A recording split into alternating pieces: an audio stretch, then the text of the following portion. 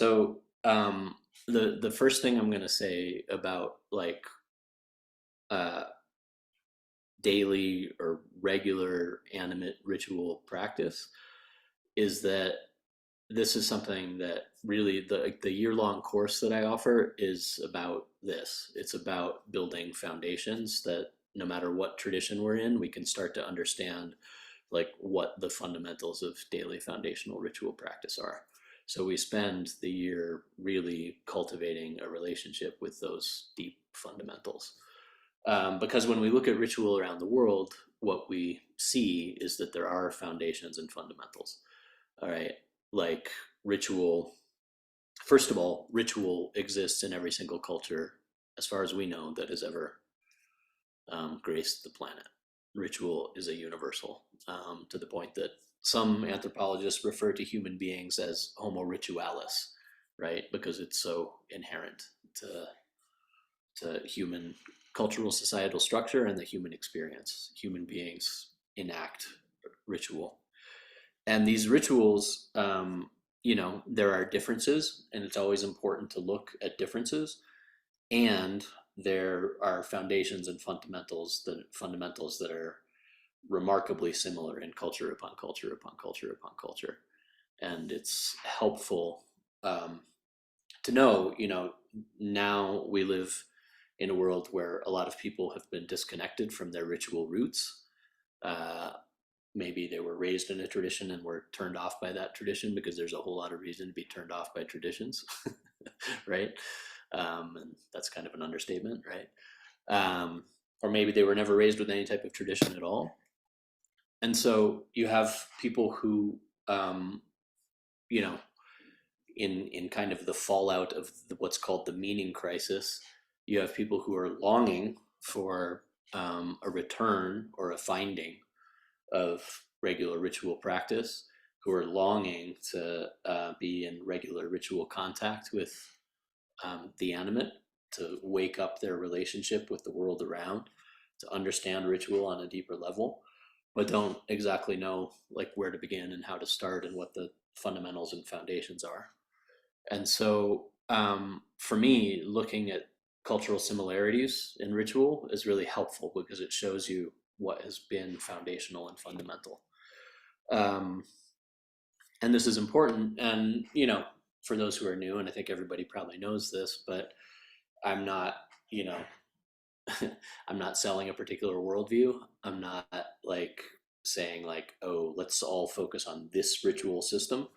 Like if you take a course with me, for example, I teach fundamentals and commonalities so that people can apply them to their own traditions, whatever those may be. Yeah. So there are things that we can see. A four directions practice is a good example. People are familiar with four directions practice, or sometimes it's seven directions practice or six directions practice, right? Depending on how it's structured within a particular tradition.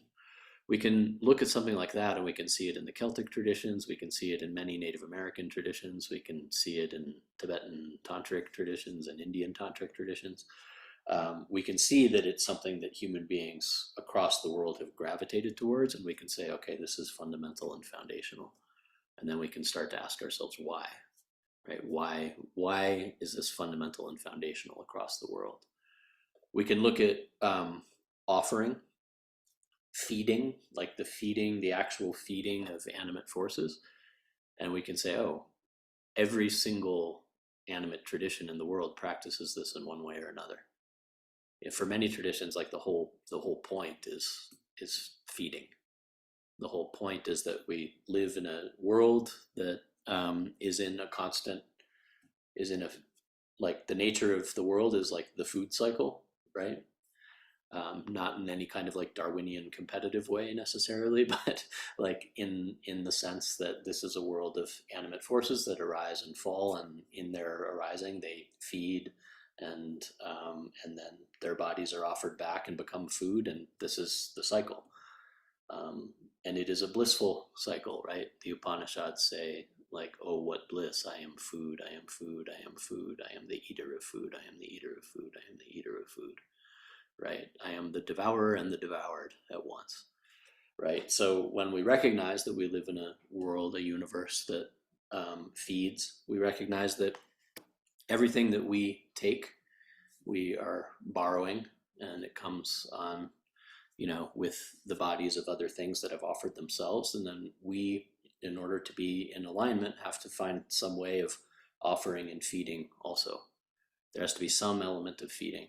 There are a lot of animist, what it could be called animist traditions, that wouldn't even recognize a tradition as, they wouldn't even recognize a tradition if it didn't involve feeding in one way or another, some type of offering. And that offering doesn't have to be food. It often is, right? Feeding the spirits, feeding the hungry ghosts, right? There's feeding rituals everywhere, right? But it can also be, what can be offered as food. A song can be offered as food.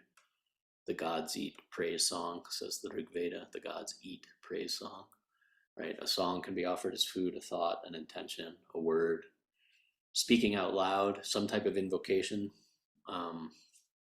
I'm jumping ahead of myself though. So offering of some kind, right? So even at the start of this little call, we did just like a little offering, a little offering, and offering of some kind is inherent to the ritual process. There has to be some type of offering.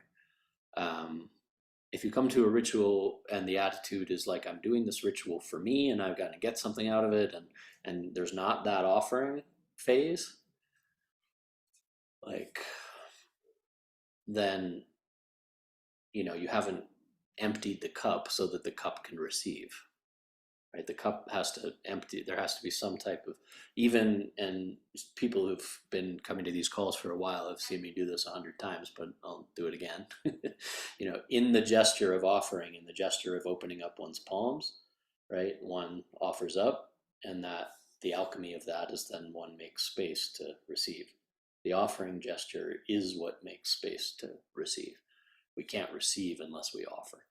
So there is always an element of offering.